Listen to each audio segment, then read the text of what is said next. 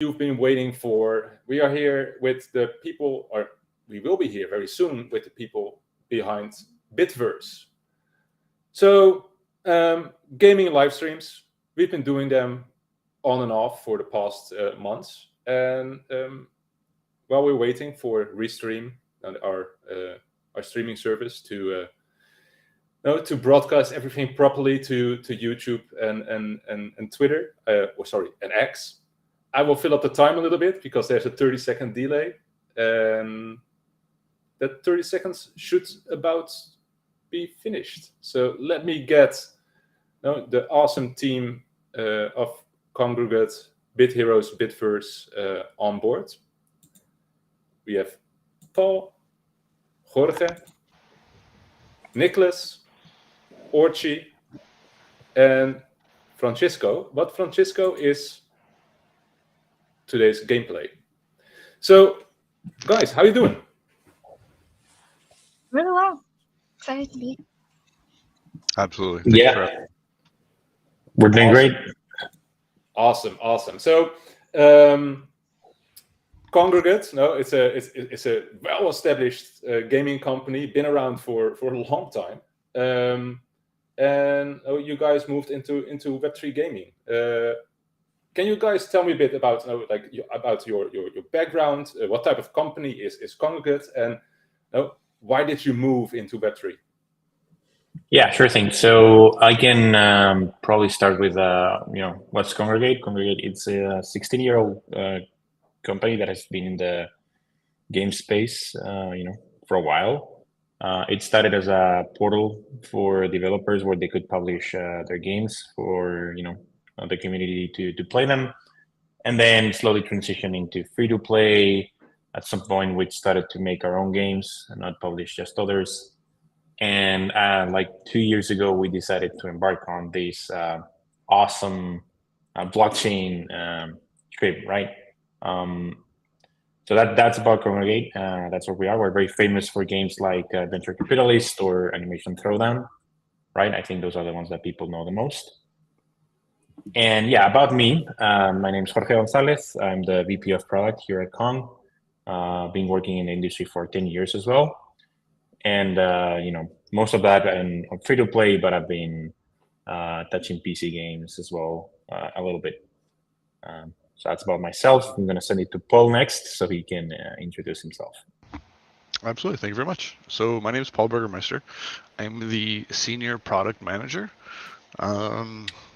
Jorge mentioned a little bit about his games. I'm a big MMO player. Played a lot of World of Warcraft. I actually have a couple world records. And play a lot of cards. Magic and now Lorcana. But yeah, that's a bit about me. Over to you, Nico. Hi everyone, I'm Nicolas Muñoz. I am the game designer in charge of Bit Heroes Quest. I like a lot RPG games, strategy games. I like a lot to play games in general. So I'm very glad to be here. And now it's your turn, Orki. Hey everyone, I go by Orki and I'm one of the product managers on the Bitverse. I grew up gaming and some of my favorite games are the open world RPGs like Assassin's Creed, Witcher Hunt, or Witcher Wild Hunt, and more recently Breath of the Wild. Are you also a completionist, Orchi? Like, do you No, go? it takes too long. I want to be, but I get impatient. That's like, I love open world games. That's actually my issue with most of them as well. Like, I'm not a student anymore. I don't have the time to get all the feathers, and it hurts. It really hurts. But yeah, that's life. That's life. Yeah. So, George, just to circle back to Kongregate moving from free to play web games, mobile games, etc., to Web3. Like, what was like the vision for that? Like, why move into Web3? Well, I think we have a lot of believers in blockchain here at the company, starting with our CEO, Marcus Leap. moving to our CTO, Max Murphy, like they've been in the blockchain space, like as traders, as people kind of engaging with different projects for the past 5 years. And like we started to do some tests, I think around 2018, with a couple of our games where we started to play with the technology. And I think we all kind of saw the potential in it. And then we started to ask ourselves, like, okay, where else could we see this like having an impact, right? And for example, Big Heroes was a great example where, I think, as I mentioned, like everybody here has played RPGs, World of Warcraft, et cetera, right? So just the sheer concept of I own my character, I think has a lot of power, right? So, and everybody could very quickly rally behind that idea and understand why it would be so great. So that's probably a little bit like why we decided to move into blockchain. So again, bunch of experts already in the company, seeing the potential and finding a fit, which I think there's a lot of projects that struggle for that when they don't really know like what they're actually doing or what are they bringing that's new. I think for us, the value proposition was very clear from the first minute. You just mentioned Bit Heroes. Now we're here to talk about Bitverse and more particularly Quest, Bit Heroes Quest. Can you tell me a bit? Okay, what is Bitverse in a nutshell? So Bitverse in a nutshell, it's a metaverse of games that are all connected by the central hero that players own or can own, right? What does that mean? It means that you can use your NFT hero to play across all the games of the Bitverse. We currently have 3. And you also own that hero and that progress, right? Meaning that if at any point, you go through that transition from college and university into, oh, now I have a job and a family and I don't have as much time to put into my character. And I have to, maybe let go of this. Now you can give it to maybe someone that you trust to take care of it, or just, make a little bit back out of all the investment that you put into that character. So I think it opens out a lot of options because that is now your character. So you can give it to a friend, you can sell it, and you can still see it thrive, in the universe. You can follow its stories, and I think that has a lot of power in itself. So that's what the Bitverse is: metaverse of games and player own progression and heroes. At least today. Yeah. Okay. That's very cool. But by the way, people listening or watching this, if you're looking at the footage and you're like, it looks a bit like clunky, that's because of the bitrate. That there's some connection issues. This is not a full representation of what the game looks like. It's a lot smoother in real life. That being said, so how would you compare Bitverse with a traditional gaming project? So it's interesting, right? Because this game has and we're talking about Quest here more, right? Like about the Heroes Quest. It's an MMORPG, but it's, as you can see, it's quite different, right? Like the art style to begin with, it's very retro. The mechanics are also more like, think about Final Fantasy VII, right? Like turn-based combat. But then you have all the systems that you would expect from an RPG, right? So it has all of these things that were unique already. It has a huge focus also as well on cosmetics. As you can see, Francisco here with all these characters, there's so many things that you can customize around your character, right? So those, I think, are the core values of the game itself that are very distinctive. And then on top of that, we have this blockchain layer again, where, again, you own your stuff, right? And you can play with multiple accounts, for example, now, multiple characters in one account. Let me precise that, which is something that before, most free-to-play games don't allow you to do that. It's like you have your save, and then that's about it, right? And you might even lose it. Like here, we don't have a problem. We can actually get, you can come with 50 NFTs and play with the 50 in just one account, and you can transfer those to other people and stuff. So it's very user friendly in that regard. And that's what makes us unique. So those heroes, they're very important, right, to you guys, and to your players. Yeah. Can you tell me a bit about like how that NFT is the center of your ecosystem, and moreover, like what does it do? Like, I mean, it's just a character, but what does it? What's inside of it? Great question. So I would say there's I would divide this is the answer into two pieces. There's what you can do today, which again I think it's still miles away and ahead from it's miles ahead of what every other project is doing. And then there's what you will be able to do in the future, right? Which are two different things. So what can you do today? Again, you can play each of the games in the Bitverse. So those are Bit Heroes Runner. It's an endless runner with an RPG component. Bit Heroes Arena, which is a web-based game. It's a class royale type of game. And then we have Bit Heroes Quest, which is the MMORPG.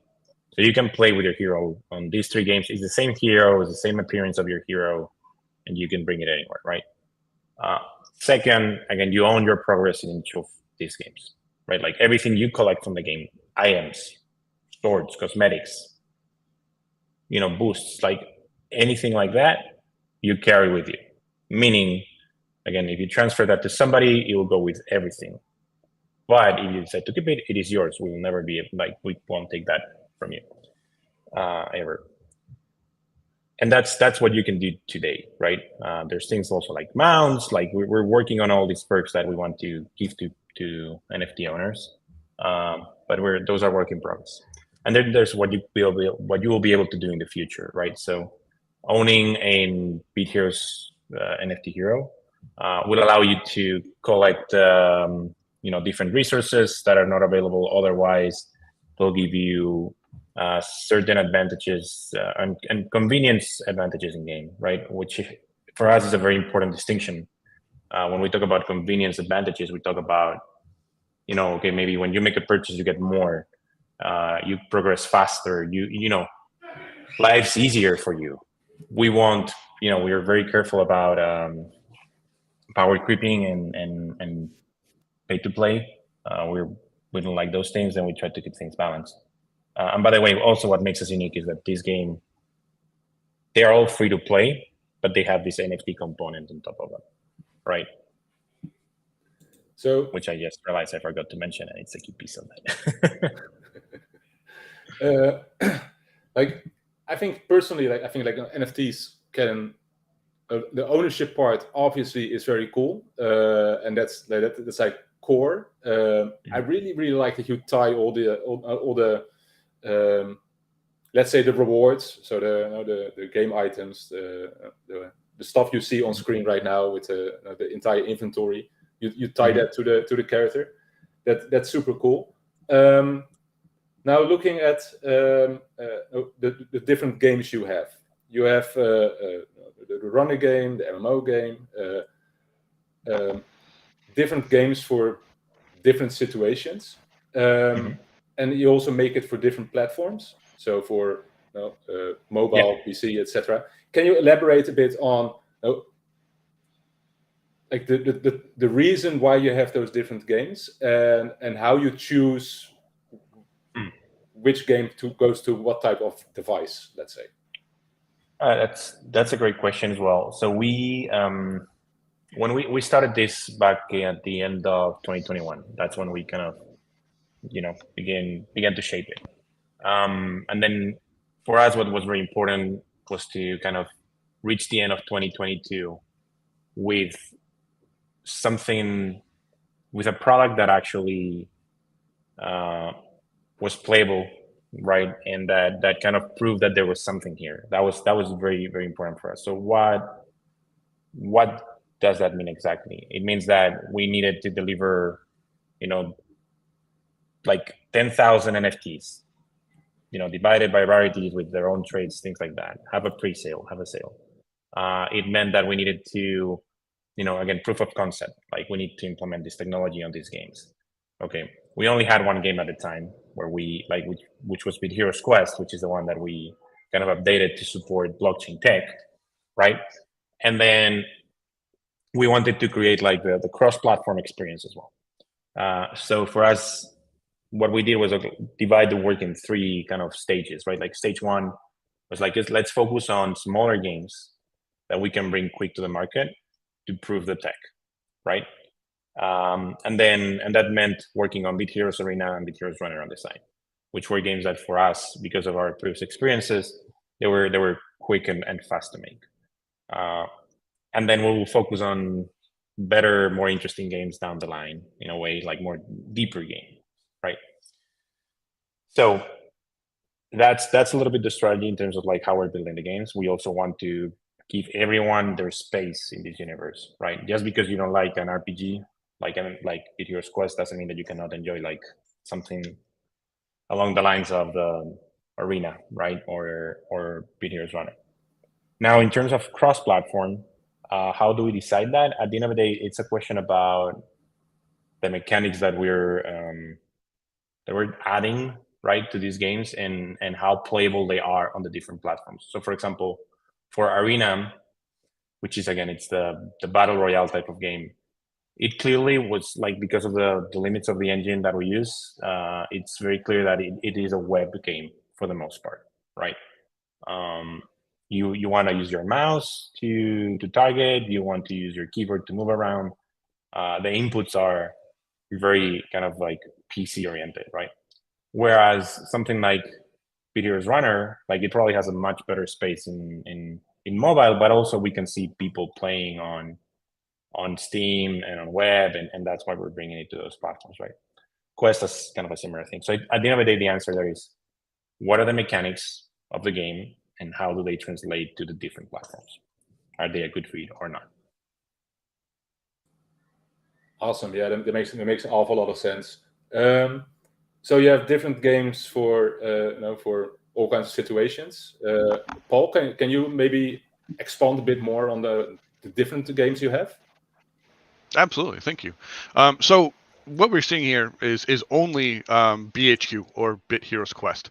But one thing that, aside from your NFT, your Bit Hero that carries across all 3 games, you also see a very vibrant pixel-based style that has some sort of goofy, sort of fun humor, and you can see that span all 3 games. That's personally one of my favorite things about it, is just the humor that they all carry. But specifically for BHQ, it's kind of been mentioned and talked about a little bit, but just adding and building upon that is, it's a fantasy MMORPG. So there's many other players. You're probably seeing some of them run around in the background already. Where you create a character and you play throughout sort of an open, not so much an open world, but you have very many zones that you can go to, all thematically and all stylized different. Your character, it's sort of an open design. It's not narrowly built like most games where you have an archetype that you have to play. You can kind of it's free form, and place your points into different stats as you want, equip the kind of armor and gear that you want to really fit the niche that you need in your party.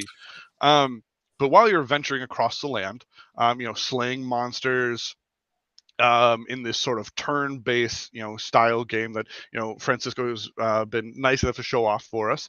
You're gathering loot, you're collecting, gems, and you're convincing or bribing the various monsters that you fight against to actually join your side and be on your team to fight other monsters. It's really neat.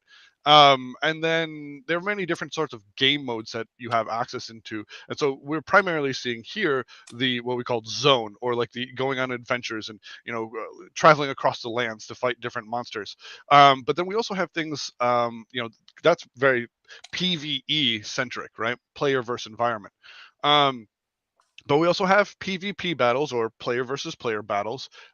We have GVG, which stands for guild versus guild. So our game has a very robust guild system inside of it, and then where you can actually have your guilds, compete against other guilds inside of the game for rewards and leaderboard prizes.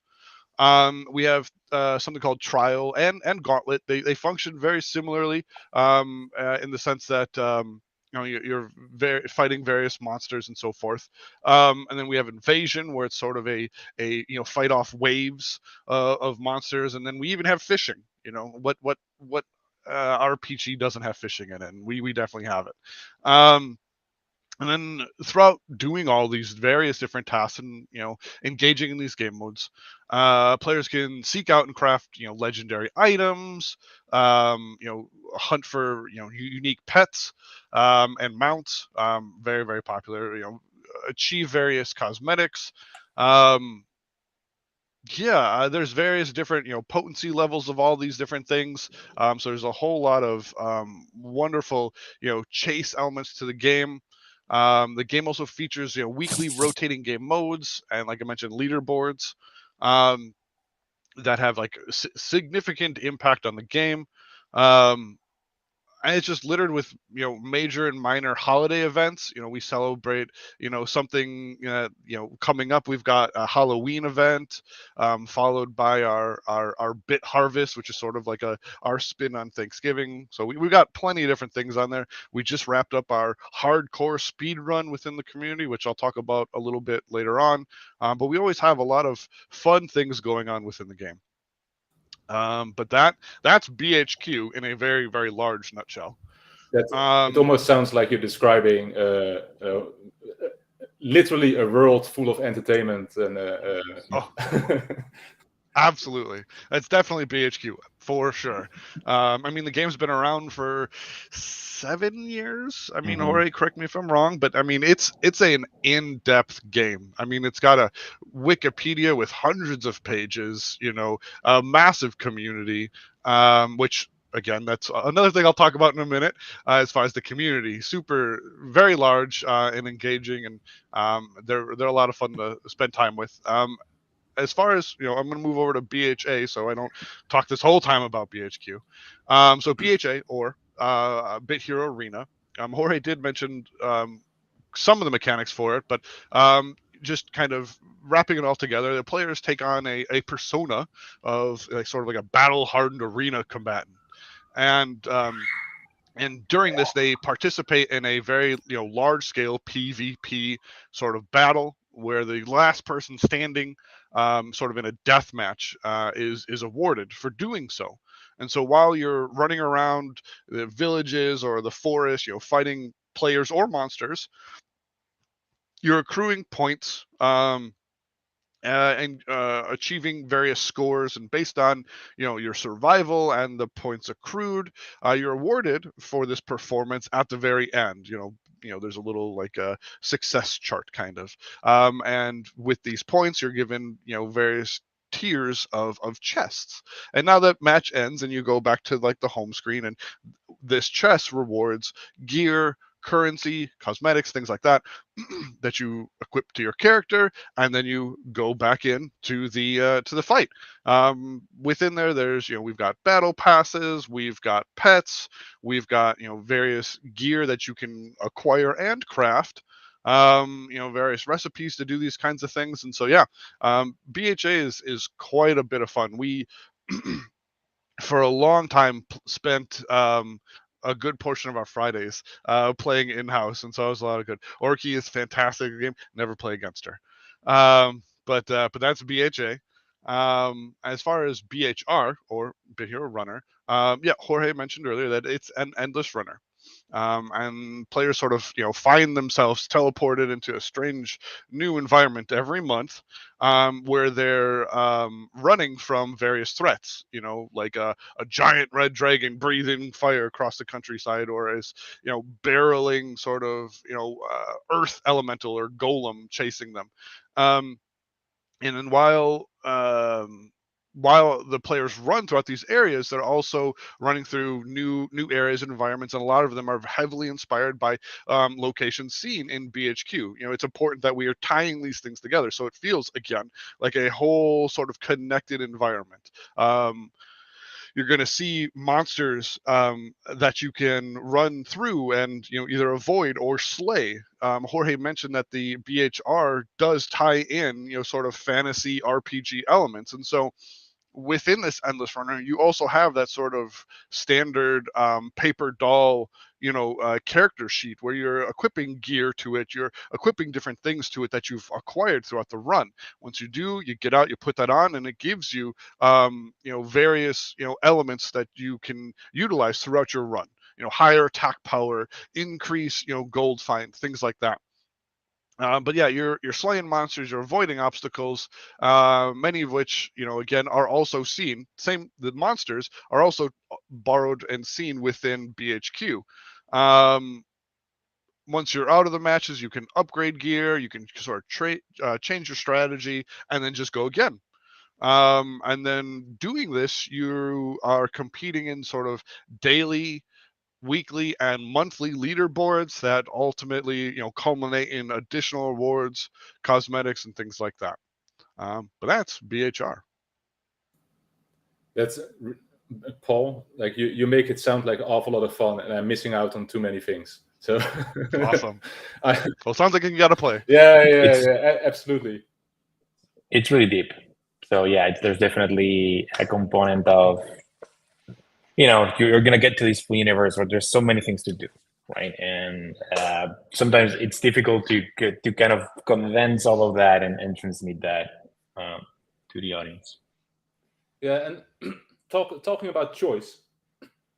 So you guys mentioned Bit Hero Quest. Now that it's like your a big project in your portfolio. Can you maybe Orchi can answer that one? Can you elaborate a bit more around stuff like choice? Like, because I think choice is very important. So Yeah, of course. yeah. So in BHQ or Bit Heroes Quest, you have a hero and they're basically a blank canvas. You can choose how they look, down to like their skin color, their hair, what gender they are, stuff like that. And then as you level up, you gain experience and you have 3 different types of stats. You have strength, you have health, and then you have agility. So based off of like what type of player you are, you could really change your build and decide where you want to input all these stat points. And then you also have all sorts of equipment that drop in the zones and raid and other game modes. Each equipment also has their different strengths and weaknesses, so you can also pick and choose what equipment you want. So you could build like DPS, tank, basically anything you want. And how does that work with the different game modes? Like, so would it make sense for me as I will be a novice, but let's say I'm a player. When I go into raids, I change my gear, and when I go farming resources, I change it again. How does it work? Yeah. So raid is the game mode where it drops like the most legendary, top-notch gear and familiars. So for that, well, you could also bring your friends along, but for that, you probably want your strongest gear. Then when you want to loot for something in like zone, like story mode, you could equip something that has maybe like a higher item chance or item find, so you could find more items. And then also we got some game modes where you cannot use your friends, like PvP. You have to use your familiars. So based off of that, you might have to change your team comp, like which familiars you're using, and also what augments your familiars are equipping.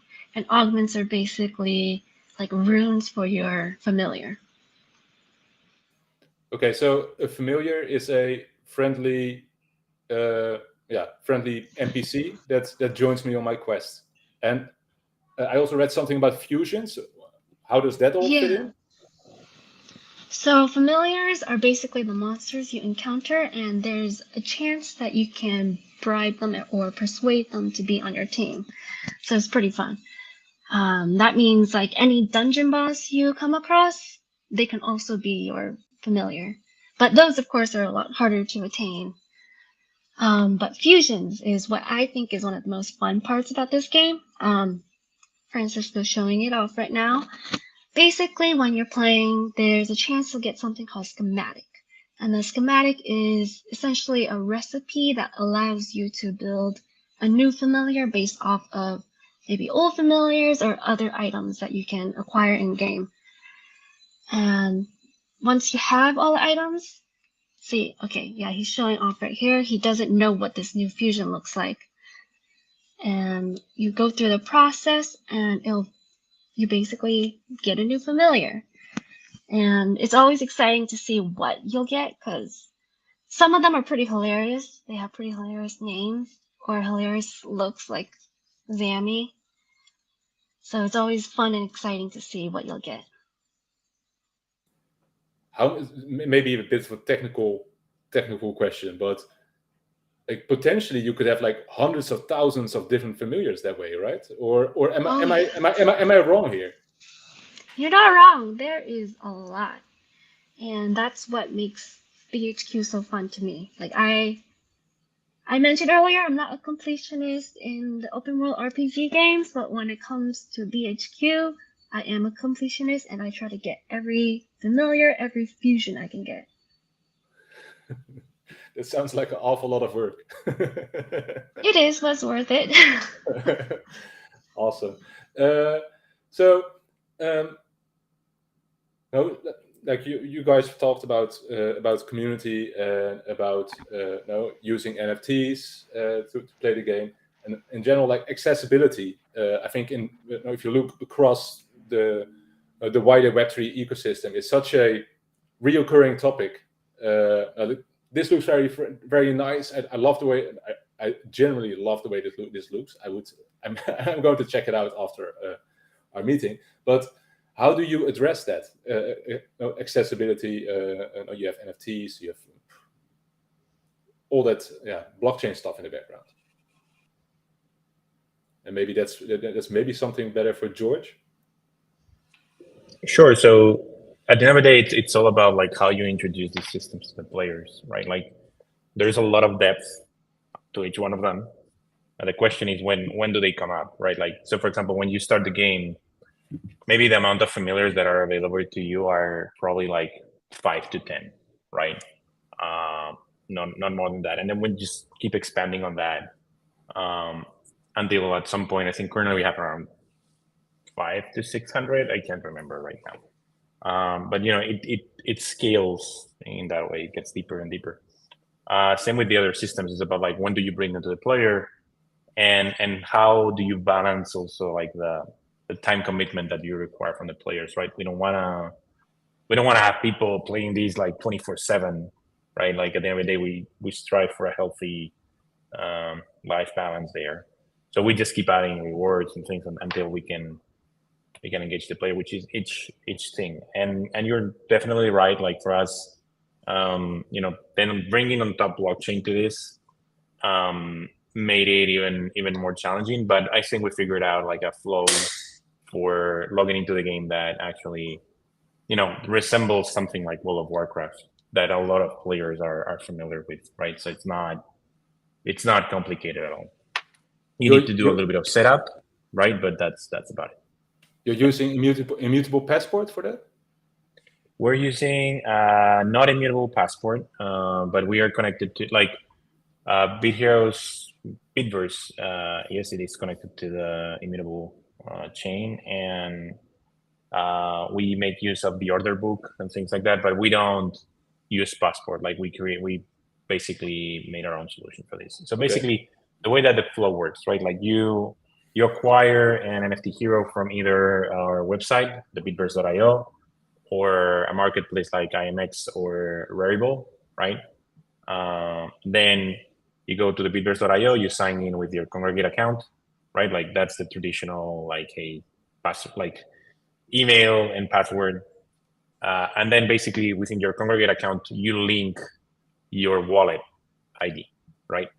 So at that moment, we know, okay, this person has this wallet ID, and then the games read into your profile, and they understand like, okay, Orchi has NFT number 557, right? So, and that NFT comes with all of these things. And then it's just, again, it's a very simple process. So whenever Orchi logs into the game, she's going to have like a list of all the characters that she has, all the heroes that she has, and she will select the one that she want to play with. So as seamless as we can make it with the current tech. Yeah, that's awesome. That's awesome. Like, and I also what Paul told earlier about the events, the reoccurring festivities. Maybe Orchi, can you explain me a bit more about what types of events you have in the game, but also what is community driven, what comes from Kongregate, Yeah, of course. what do you offer? Yeah, of course. So we run a lot of events in game. We almost run one like monthly. Some of our more popular ones are surround or are occur around holidays or also in-game holidays. So, for example, we had our first Valentine's event this year, which was really fun because we had a fun dialogue going on inside with uh, a crush that went wrong, I'd say. And then also we just recently we had our summer fireworks event in July. Right now we're actually running an event too, but I think Nico will talk about that later, so I'll leave that to him. And a lot of these events they last for 2 weeks and there's just a bunch of special prizes that players can get, some of which are the exclusive cosmetics that I think are the most highly sought for.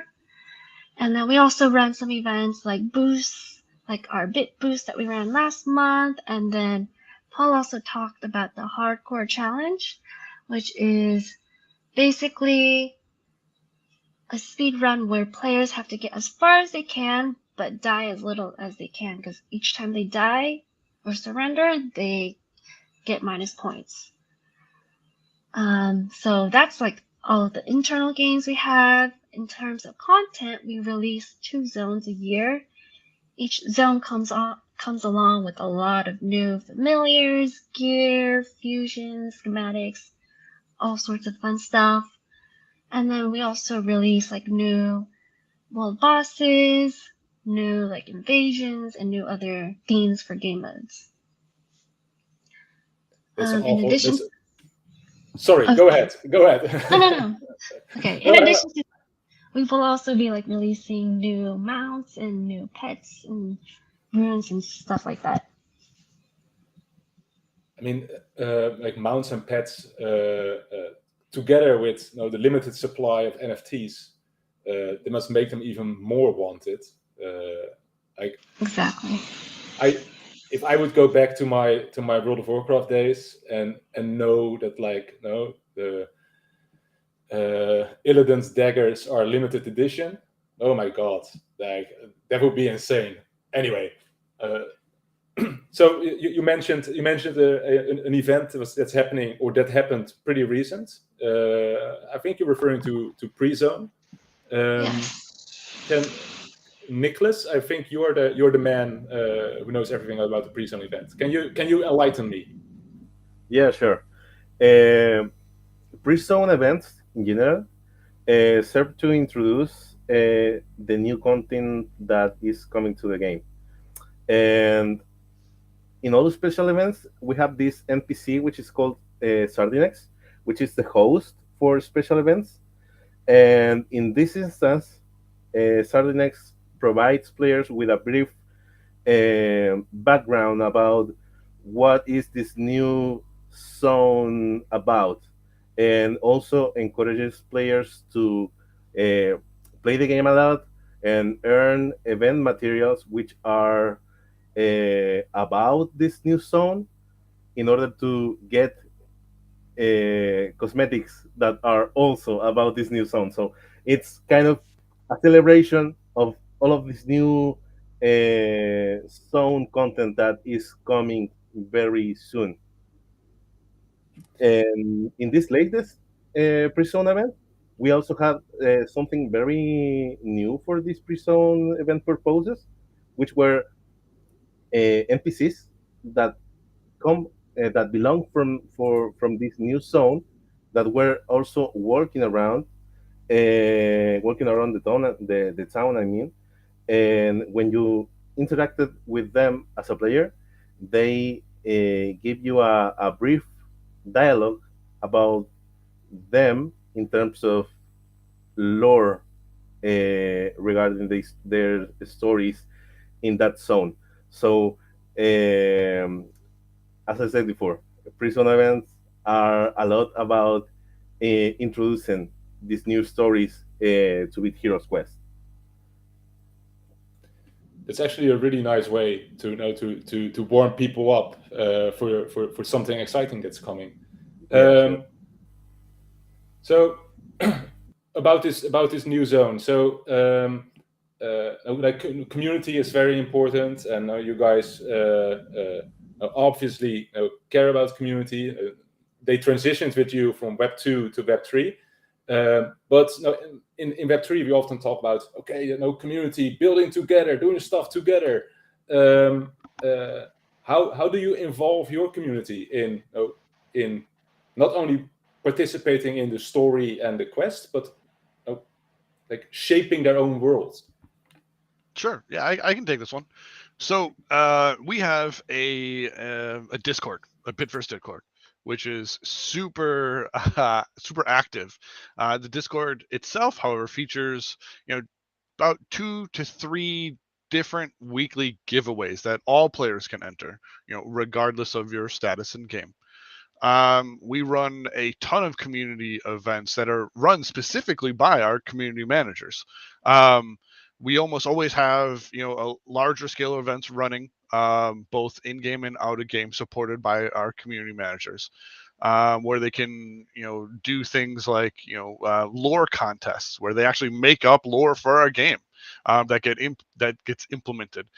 They have these things called meme wars, but the idea fundamentally from our CM is to kind of make sure that we're building and nurturing and strengthening our community. And so they do things like watch with us, which is where they invite people and players to come with them on the Discord and watch movies together and hang out and talk. They do anime night where they watch various animes, and I think right now they're watching Jujutsu Kaisen, I think. But the people are really enjoying that one. We have a group in the community called the Roundtable Knights. KNIGHTS. And they're a group of very invested players that are super knowledgeable about the game. And they work with the community management team as well as our designers here to help balance and give feedback, and they often work with early builds and or even game design documents that we're working on that we'll provide them, and they'll share with us their thoughts and have a very very big impact on some of the directions that we'll take, which is really fun. I don't see a lot of games that have that sort of engagement with their community. And then we also have nights that we do game with us, where it's like weekly events where players can come in and play and earn in-game prizes and play alongside with our community managers and our roundtable nights on things like Scribble and Phantasmophobia and various other games like that. And then yes, our hardcore run was run entirely by our CM team, which was really cool and really exciting. They did a fantastic job, and then I was briefly mentioned here as well. We have our pre-zone event, and it's slowly hinting at lore for our game. But there's also an entire event run by CM where it's a lore event where they're collecting various in-game collecting various tidbits and fragments of lore, and then drafting and writing their own bits of lore outside of game to kind of encompass all this. And it's a whole competition where we're reviewing and looking at a lot of the lore written and submitted by the community and giving out prizes based on it. So our community is huge and it's very very strong and really exciting to be a part of. It almost sounds a bit like you have a team of red shirt guys. Yes, that's helping out perfecting the lore. yes, that is a fantastic way to describe it. That's awesome. That's awesome. I also love that that they shape part of what's going to happen. It's also like it's such a often the players know more than the developers, with all due respect to you guys, but they do know more than we do, that's for sure. Now you mentioned the new zone coming up. Like, do you guys have some examples of how the community helps to shape this new zone? That's all you, Nico. Oh, okay, that's for me. So, for example, something what that I make when I iterate with the roundtable is to check for new mechanics and new builds for the new gear that is coming with the new zone. So they help me with balance in that regard. They pitch their own ideas in order to craft builds for DPS players and support players. And in that regard, they kind of follow my guidelines in terms of design, but they do a lot of hard work trying to get some new content that is almost fully made by them. So they help a lot in that regard. A lot of the new content is also in a bigger part because of them. That's super cool. I love that feedback between the group of top tier players that you call the round table. Let's say I start playing right now. I become super enthusiastic and I want to get involved more. How do I join the round table?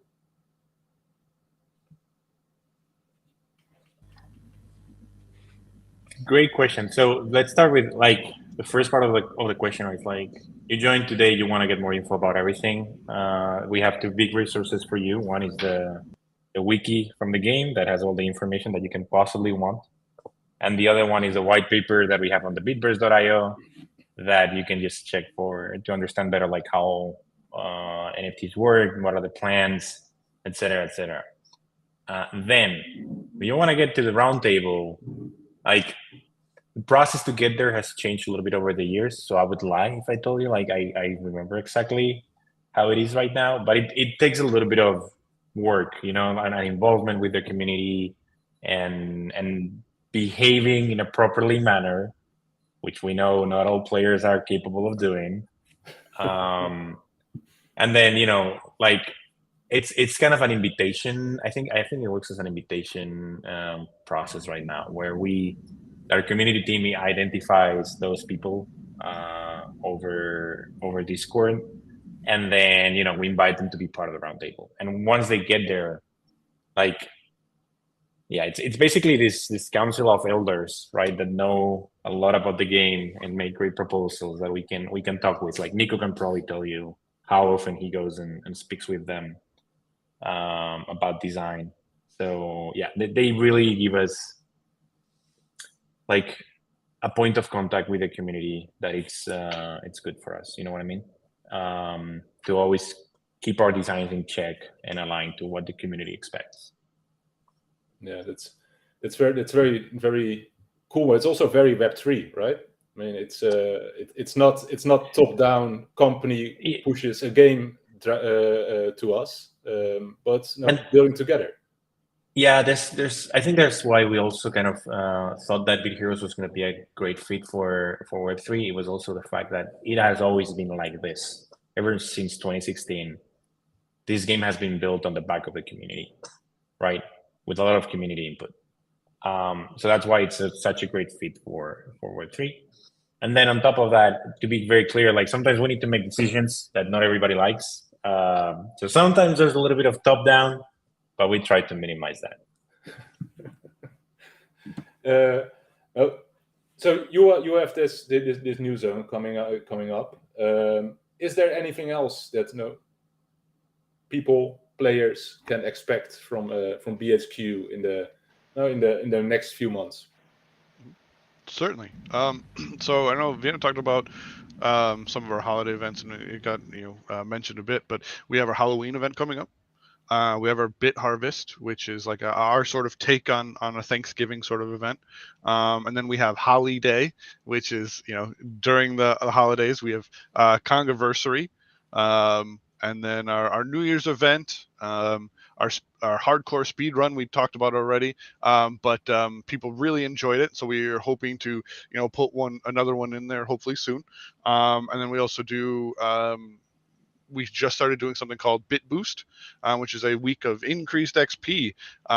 People really enjoy it, and so we're hopefully be able to sprinkle more of those in there. But that's a good portion of what we can mention. Vienna, do you have any other? I mean, we got features we're working on, but I'm not sure if we want to reveal that yet. Yeah, we'll keep those close for now. And now, you guys personally, I mean, I assume you spent, of course, many hours working, but perhaps just as many hours playing. What are your favorite parts of the game? What is it that you love the most? I think I already mentioned. Yeah, from left to right. Okay, start with Orgy. Okay. I think I already mentioned it, but my favorite part of the game is the familiars and then the fusions you can get from the familiars. I also love going to the game of Raid and trying to get all the legendary items and familiars from there, because they're like some of the strongest gear that I can get. Because once you get to a certain point, I'd say like zone 6 or 7, the game gets pretty hard. So you gotta take what you can get to advance.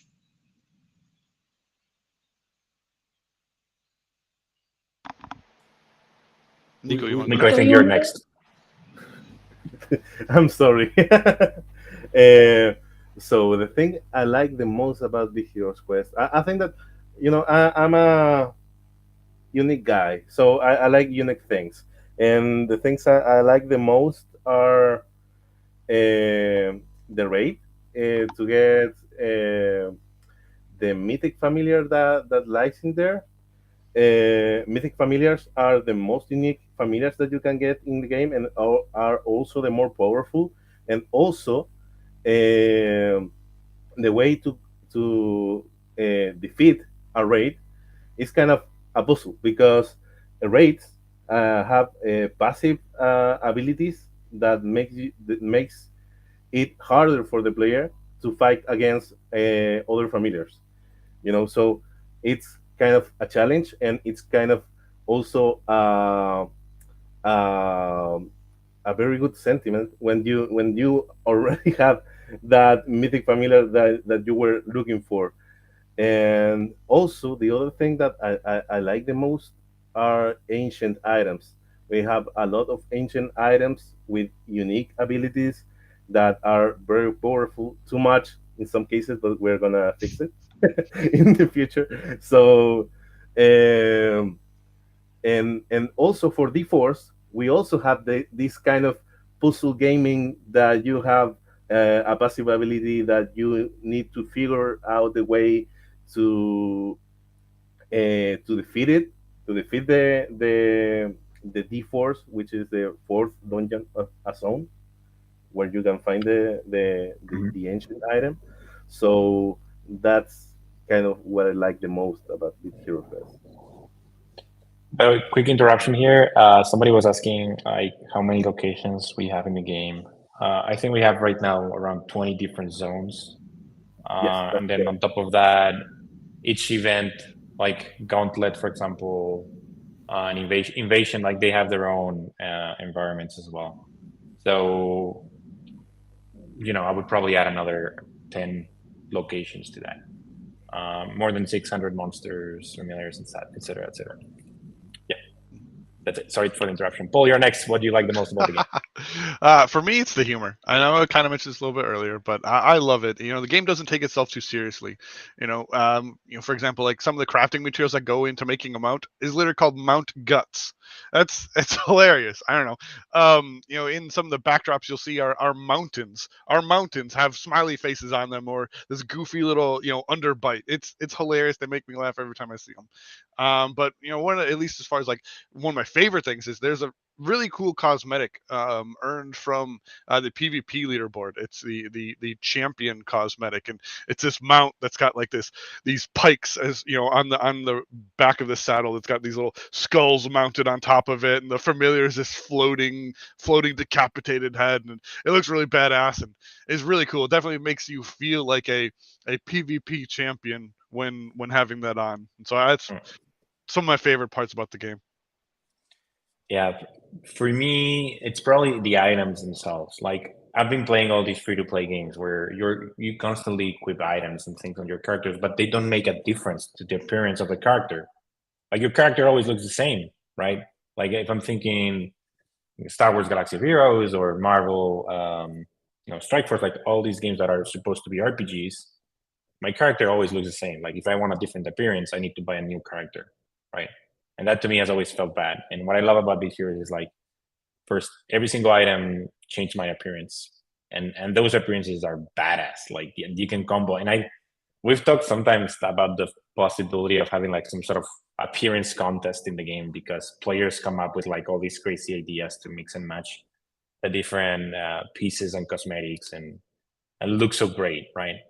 And that to me is like something so unique about our game because also these items, like they have a long lifespan. Like you can carry an item for weeks before you have to change it, right?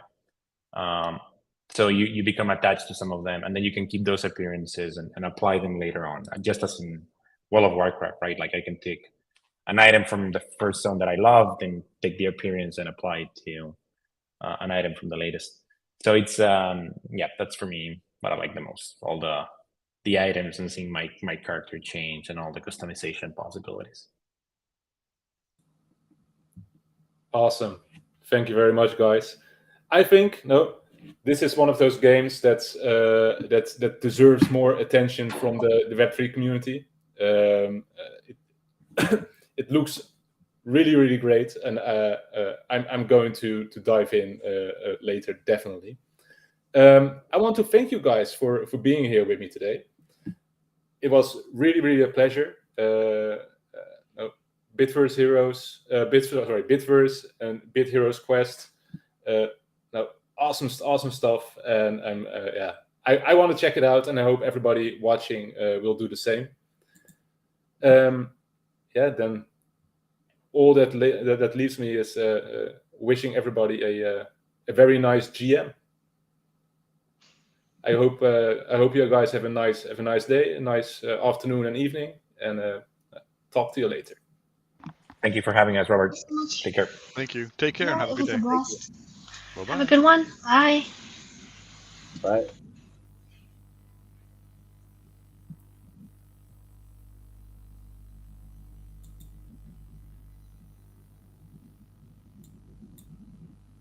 And that's the end of our stream. So if you enjoyed this, drop a like, follow. We have launched a new Twitter account, DappRadar Insights. You can find it on Insights by DR. Follow and like the video, and don't forget to go to Bitverse.io. Let me show you. So go to Bitverse.io and get started with the game. Have a nice one. GM. Bye-bye.